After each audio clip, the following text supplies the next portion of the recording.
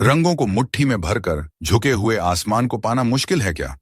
या बदरंग चित्रों की कहानी दोहराव के लिए परिपक्व है? इन चित्रों की दहशत अब उसके मन की मोड़ों से फिसलने लगी है। दौड़ते विचारों के कालखंड अपनी जगह पाने को अधीर हो डरा रहे हैं कि अंशी ने आईने को अपनी तरफ मोड़ लिया है। पूरी ताकत से वह उस कालखंडेज के टुकड़े इन करना चाहती है। अब चेहरा साफ दिखाई दे रहा है, साहस और आत्मविश्वास से ओतप्रोत। खुद को भरपूर निहार कर जीन्स को ठीक किया है, नेट के टॉप के अंदर पहनी स्पैगेटी को चेक किया, ठुड्डी को गले से लगाकर भीतर की तरफ झांका। सधे हुए उभारों और कसाब में रत्ती भर डील की गुंजाइश नहीं है। संतुष्टि के पांव पसारते ही होंठों को सीटी नुमा आकृति में मोड़कर सीधा किया। लिपस्टिक का रंग कपड़ों से मेल खा रहा है। वो के आकार में आईब्रो फैलाने और सिकुड़ने की कोई खास वजह नहीं है, फिर भी बेवजह किए गए कामों की भी वजह हुआ करती है। कलाई पर गोल्डन स्टोन की घड़ी को कसते हुए अंशी ने पैर से ड्रायर खोलकर सैंडल निकाले। उन्हें पहनने का असफल प्रयास जानबूझकर किया गया। पहनने तक ये प्रयास जारी रहा। इसके पीछे जो भी वजह रही हो, मगर पुख्ता वजह तो व्यस्तता प्रदर्शित करना ही है। सुर सुर कर बॉडी स्प्रे कंधों के नीचे, बाहों पर छिड़का और फिर उसके धुएं से ऊपर से नीचे तक नहा ली। इस बार आईने ने खुद उसे निहारा। गजब, क्या लग रही हो यार। सामने लगा ड्रेसिंग टेबल का आईना बुदबुदा उठा। जो भी हो, ऐसा तो होना ही था। अंशी एक मॉडर्न गर्ल है। मॉडर्निटी का हर गुण उसके भीतर समाया हुआ है। यही जरूरी है। छोटे कपड़े, परंपरावादी सोच से इतर खुले विचार, मनपसंद कामों की सक्रियता, दबाव के बगैर जिंदगी को जीना और सबसे महत्वपूर्ण खुद को पसंद करना। हर बॉल पर छक्का जड़ने की काबिलियत। बॉस तो क्या, पूरा स्टाफ चारों खाने चित्त। खुद की आइडियल खुद, दफ्तर का आकर्षण और दूसरा खिताब झांसी की रानी का। किसी की हिम्मत नहीं कि अंशी को उसकी मर्जी के बगैर उसे शाब्दिक या अस्वीकार्य नजरिए से छू भी ले। हाँ, जब मन करे तो वह छू सकती है, खरोंच सकती है सदियों से पड़ी दिमाग में धूल की परतों को। बोलने की नजाकत और चाल की अदायगी में माहिर होकर आधुनिकता की सीढ़ियों पर चढ़ना बेहद आसान है। हालात मुट्ठी में करना कौन सा बड़ा काम है। अपनी औकात का फंदा गले में लगाकर क्यों मरती हैं औरतें। डील देती हुई बेचारगी को चौतरफा से घेरे रहती हैं, ताकि ये उनके हाथ में रहे और वह जूझती रहे ताउम्र अपने ही बुने फंदों में। औरत बेचारी, अबला सब कोरी बकवास। सब छलावा है जंग में उतरने की पीड़ा से बचने का, और फिर कौन सा बच पाती है। एक पूरा ताने बानों का दरिया उनके इर्द गिर्द फैला होता है, जिसमें फंसी निकलने की झटपटाहट ताउम्र जीने देती है उन्हें। वाहरी औरत, कौन सी मिट्टी की बनी है रे तू। शिकायत है तुझे उस समाज से जिसकी सृजन करता है तू, और उसकी डोर को तूने ही डीली छोड़कर अपनी ऊंचाइयों में उड़ने दिया और बैठी बैठी देखती रही हवाओं का रुख। अब जितना जी चाहे रो पीट ले, कोई मसीहा नहीं आने वाला। बेचारगी को कौन पसंद करता है भला। एक जोरदार ठहाका लगाकर बेड पर पड़े रहा सफेद फैंसी पर्स उठाकर उसने कंधे पर टांग लिया और लैपटॉप बैग हाथ में लेकर चल दी। ड्राइविंग सीट पर बैठते ही अंशी ने अपने लहराते बालों को हाथों से संवारा और बालों में फंसे बड़े फ्रेम के ब्रांडेड गॉगल्स को आंखों पर चढ़ा लिया। कार स्टार्ट करते ही पहले म्यूजिक ऑन किया है। नॉटी नॉटी नॉटी नॉटी अजी नॉटी, सिरमौर बालिए। हिमाचली लोक संगीत की धुन पर झूमते गुनगुनाते हुए उसने क्लिच दबाकर गाड़ी का एक्सीलेटर दे दिया है। गाड़ी अपनी स्पीड से दौड़ रही है। दफ्तर की सीढ़ी चढ़ते समय 6 गज की साड़ी में लिपटी दिव्या से उसका आमना सामना हो गया है। सादगी को ओढ़े, दायरों का बॉर्डर जिस्म से चिपका, उपस्थित होकर भी सबसे अलग, मुंह में जबान न के बराबर। हमेशा डरी सहमी सी जैसे दफ्तर न होकर कोई कब्रगाह हो। इशारों पर नाचती दिव्या से बॉस ने कहा, ओवर टाइम। यस सर, उसने कहा। किसी और की टेबल का काम करने को तो न चाहते हुए भी उसे कहना पड़ा, यस सर। फिर भी नौकरी जाने और बॉस की नजरों से उतरने का डर। अंशी ने गर्मजोशी से हाय कहकर फैल की और बोली, देख बहुत सुंदर साड़ी है आपकी, मगर रोज रोज कैसे संभालती हो आप इसे। आदत हो गई है अब तो। दिव्या जी, आपको देखकर मुझे अपनी मम्मा याद आ जाती हैं। बिल्कुल आपकी हूबहू तस्वीर, सेम पहनावा, सेम व्यक्तित्व और क्या। जवाब में हंस दी वह। आदर्शवादी, संस्कारी महिला। दिव्या अब उत्साहित हो मुस्कुराई। हमने साड़ी को जीवित रखा है आज भी, और संस्कारों को भी। नाक सिकोड़ते हुए अंशी ने लापरवाही से उसकी भावनाओं को सहमति दी है। चलिए, आ गया हमारा स्थायी पड़ाव। स्थायी? हाँ, कम से कम दफ्तर तो स्थायी ही रहना है रिटायरमेंट तक। बाकी का मुझे भरोसा नहीं। भरोसा तो जिंदगी का भी नहीं है। बस सब जिए जा रहे हैं, या यूं कहो लाठी से हांके जा रहे हैं। ठहाका लगाते हुए अंशी ने दिव्या को कंधे से पकड़ लिया। टूटी हुई बातें, बुझा हुआ निराश चेहरा, सब के सब गहने हैं। आप जैसी औरतों के, जो एक दिन सांप बनकर न डसे तो कहना। तो और क्या करें, समाज में रहना है, मर्यादा में न रहें तो कौन इज्जत देगा? कौन सी इज्जत दिव्या जी, बताओ तो जरा। बुरा न मानना, कौन इज्जत देता है आपको, या परवाह करता है घर में या दफ्तर में? आपके बच्चे, आपके पति, या दफ्तर में बॉस? क्या कमी छोड़ी है आपने? फिर भी अंशी की बातों से उसके होंठों ने खामोशी को अख्तियार कर लिया और वह सक पकाकर अपनी टेबल की ओर बढ़ गई है। अंशी का बिंदास नजरिया दिव्या को कभी न भाया। उसका पहनावा, देह भाषा और निडरता कुछ भी नहीं।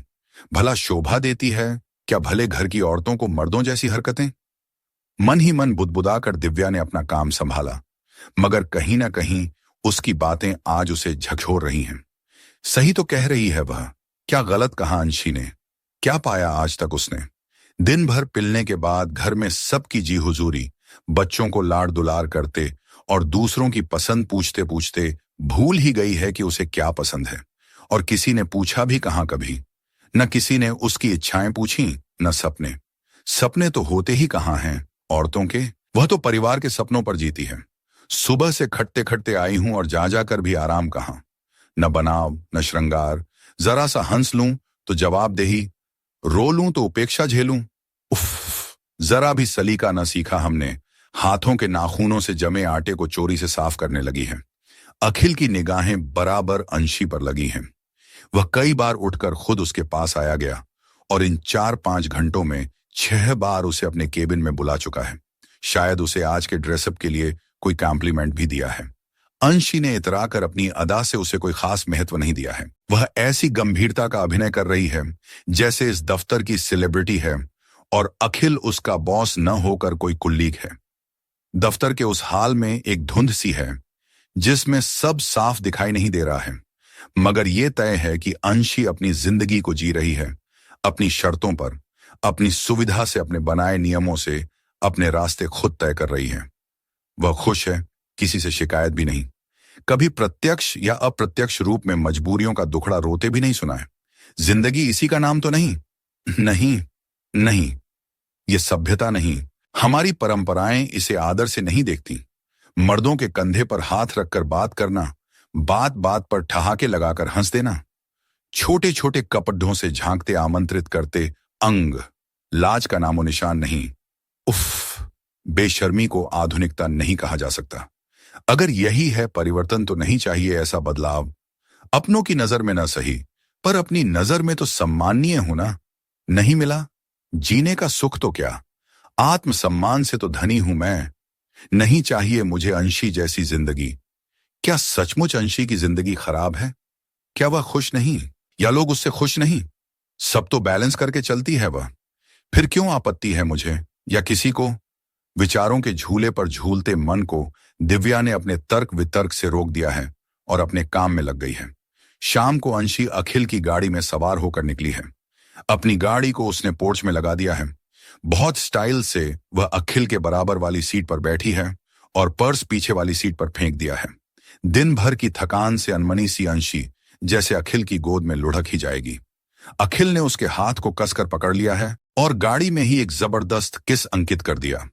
उसकी इस हरकत से अंशी बनावटी नाराजगी जाहिर करते हुए कहने लगी है, इतने बेसब्र मर्द मुझे बिल्कुल पसंद नहीं अखिल।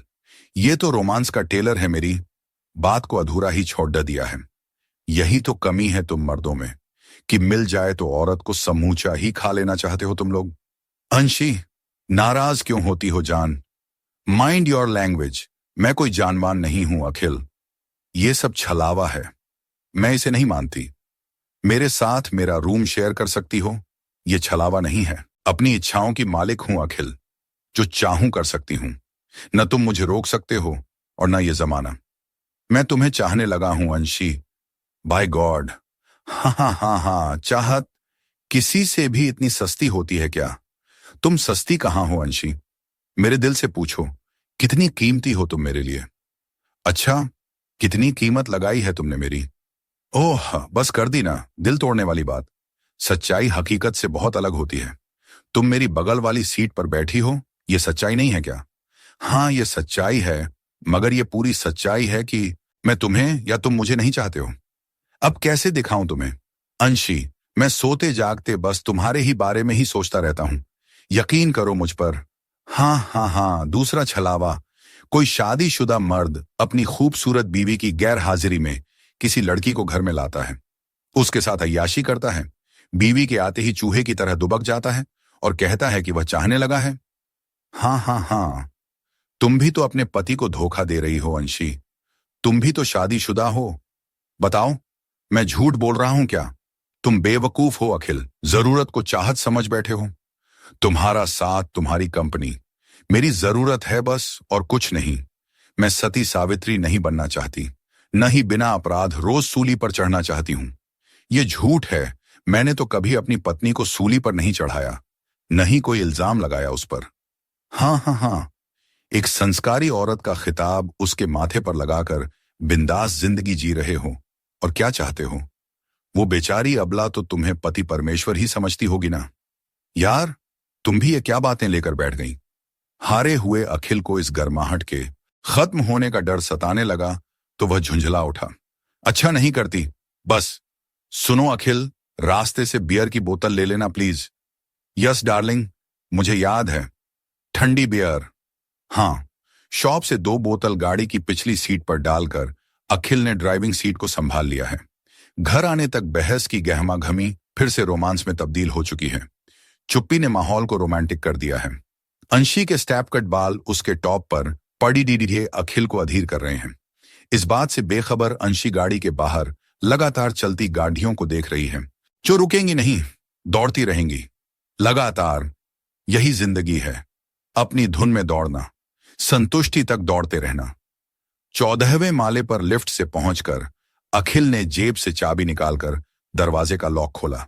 अंदर आकर उसी तरह वापस से लॉक भी कर दिया। तुम्हें शावर लेना है अंशी? चाहो तो फ्रेश हो जाओ, प्रिया की नाइटी ले लेना। तुम जाओ अखिल, मैं देखती हूं। अंशी ने मोबाइल को स्विच ऑफ मोड पर डाल दिया है और बेड पर पर्स फेंककर पसर गई है। 6 इंची मोटे डनलप के गद्दों ने उसकी थकान को छूमंतर कर दिया है। अखिल ने वॉशरूम से आकर म्यूजिक ऑन कर दिया। उसका मूड एकदम अलग सा दिख रहा है। अब अंशी भी शावर लेने के बाद ब्लैक कलर की ऑफ शोल्डर नाइटी में है। अखिल ने सारी लाइट ऑफ कर दी है और रूम स्प्रे से कमरे को महका दिया है। बेडरूम में हल्की हल्की सी रोशनी है जो रोमांस में डूबने को मचल रही है। एक रंगीन मोमबत्ती डिजाइनर वाल की सीध में जल रही है जो हजारों सितारों की तरह रोशनी दे रही है। अखिल कांच के गिलास में पैक बना रहा है। अंशी उसके करीब आकर बैठ गई है, बिल्कुल करीब। उसकी सांसों की गर्माहट अखिल महसूस कर रहा है। चीयर्स कर पहला पैक खत्म किया, फिर दूसरा, तीसरा और चौथा नशा गहराने लगा। उसने अंशी को बाहों में भर लिया। उसकी आंखें बंद हैं। उसने उसकी दोनों बंद आंखों पर एक एक चुंबन अंकित कर दिया है। अंशी ने अपनी बाहों को उसके गले में डालकर उसका चेहरा अपने करीब कर लिया है। अखिल के हाथ उसकी पीठ पर रेंग रहे हैं। इसी मुद्रा में लिपटे दोनों बैठे हैं, जरूरत के साधन मात्र। न प्रेम, न चाहत, न कसक, न भावनाएं। डुबोने के बाद पूरा समंदर एकदम शांत है। अंशी ने हौले से अपने सीने पर रखा अखिल का हाथ हटाया। नाइटी पहनकर वह ड्राइंग रूम में आ गई है। पर्स से सिगरेट निकालकर सुलगाई और सोफे पर बैठकर पैर टेबल पर फैला लिए और एक गहरा कश लिया। लक्ष्य, मेरे पति, तुम्हारे हाथों की कठपुतली नहीं हूं मैं। अपनी मर्जी से जीना आता है मुझे, और तुम्हारी औकात ही क्या है मुझ जैसी लड़की को शिकंजे में जकड़ने की? नहीं लक्ष्य, ये कभी नहीं होगा। जाओ, चले जाओ। देखती हूं कौन तुम्हें अपने दिल में जगह देगी। यहां से वहां चाटते रहना सबकी जूतियां। एक दिन सबकी सब छोड़ के चली जाएंगी, फिर मैं भी थूक दूंगी तुम्हारे मुंह पर। देखो, मैंने थूक ही दिया है तुम्हारे पूरे मुंह पर। तुम्हारी औकात यही है लक्ष्य। तुमने मेरा जीना दुश्वार किया है ना, अब मेरी भी इच्छाओं के तहखाने खुल गए हैं जो कब के बंद पड़े थे। मेरे भी सपने हैं जो उन तहखानों से झांक रहे हैं, खुली हवा में सांस लेने को मचल रहे हैं। अब ये तहखाने कभी बंद नहीं होंगे।